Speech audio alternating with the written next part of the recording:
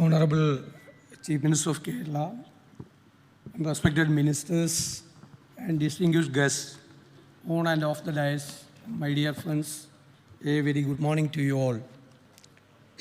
Founding fathers of our Constitution created harmonious sort of federal structure. It involved a unique cooperative federalism.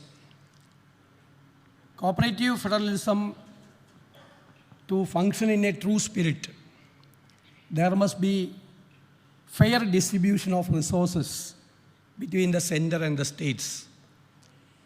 We have been following the Nehruvian planning for a long time.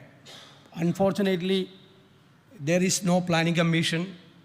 Of course, there is no planning. The government of India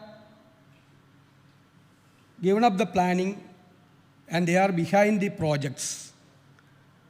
What are the differences of planning and projects?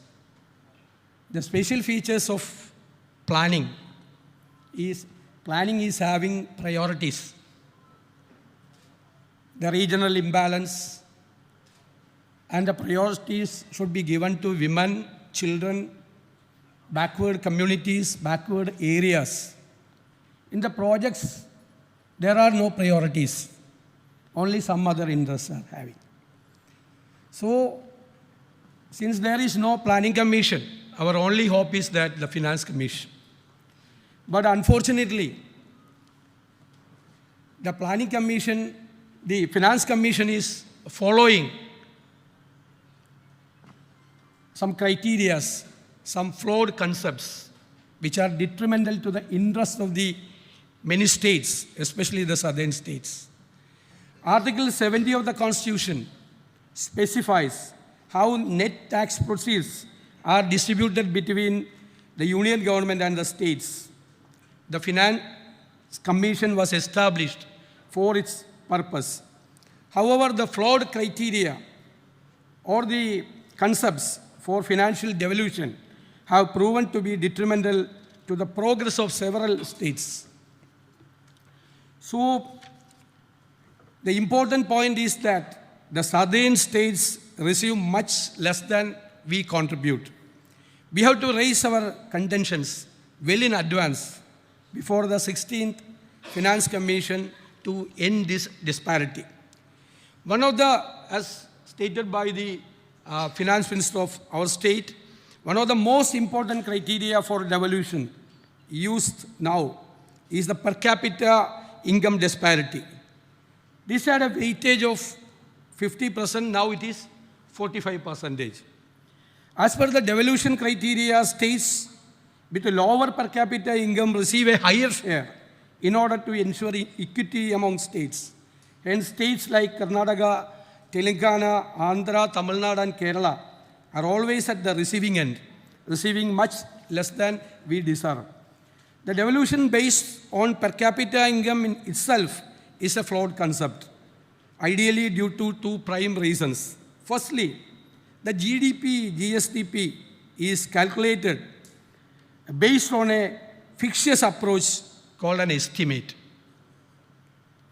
Hence, the per capita income, which is the GDP divided by population, will also be far away from reality in most cases. The calculation of the GDP itself is fictitious. Now they are trying to rate below the rate of the real rate of GDP. So our borrowing capacity, it affects our borrowing capacity also.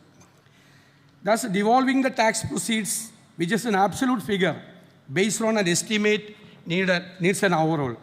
Secondly, the whole world is talking about income disparity among nations. It is a reality that the difference between haves and have-nots is widening. Considering these two major reasons, it is amply clear that the per capita income will not be the correct scale to gauge the process of a state and is the main reason for several South Indian states not receiving their fair share as per the present scheme of tax devolution. The weightage of per capita income should be reduced to 10%. That should be our demand. There are more concrete figures in our economy and administration. For example, tax collection, revenue, expenditure, etc. I am of the opinion that the devolution should be based on absolute figures rather than the estimated figures. In normal finance parlance, an increase in revenue expenditure would be considered bad economics. However, in the special scenario of our state, this may not be fully true. Productive expenditures like primary health, healthcare, primary education, policing, and of course the welfare measures like pensions, and even the salaries to faculties in aided institutions come under the umbrella of revenue expenditure.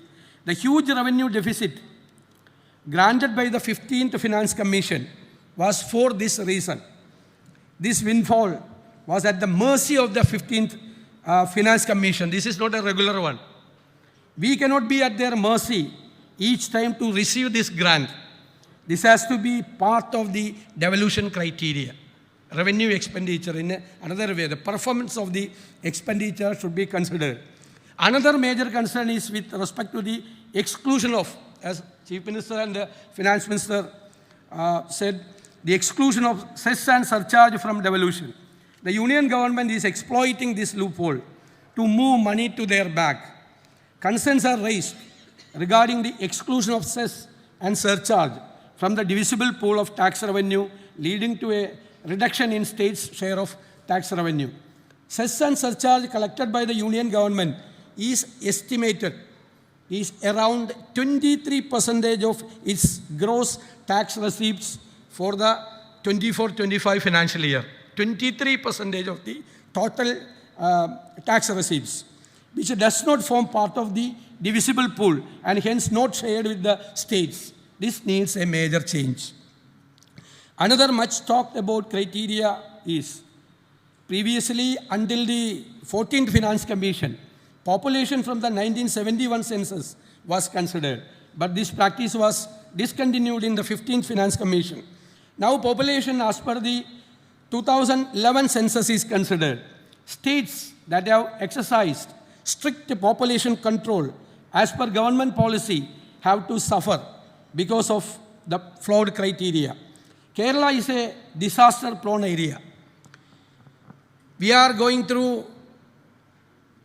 calamities due to climate change, sea erosion in the western coast, landslides, extreme heavy rain, cloud bursts, and many calamities.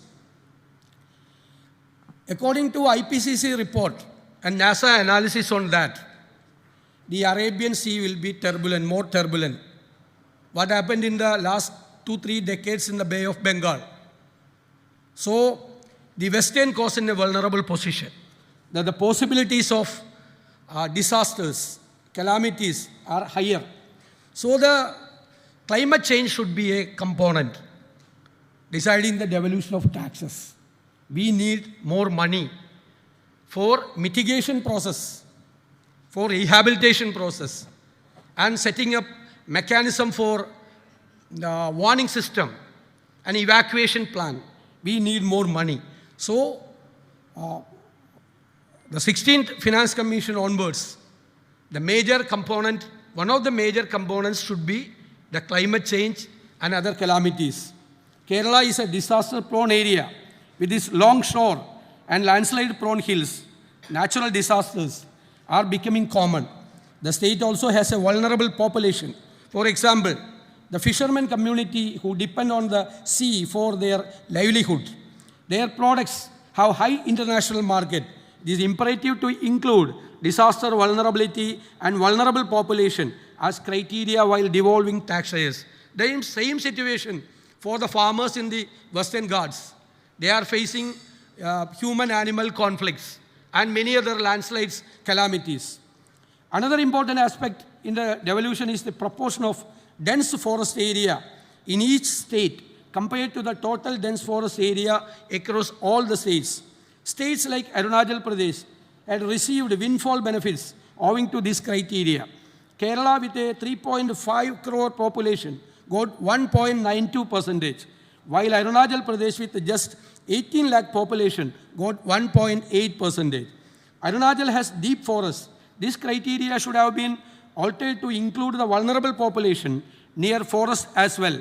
The actual money spent by the state for the conservation of the forest-related activities should be a deciding factor.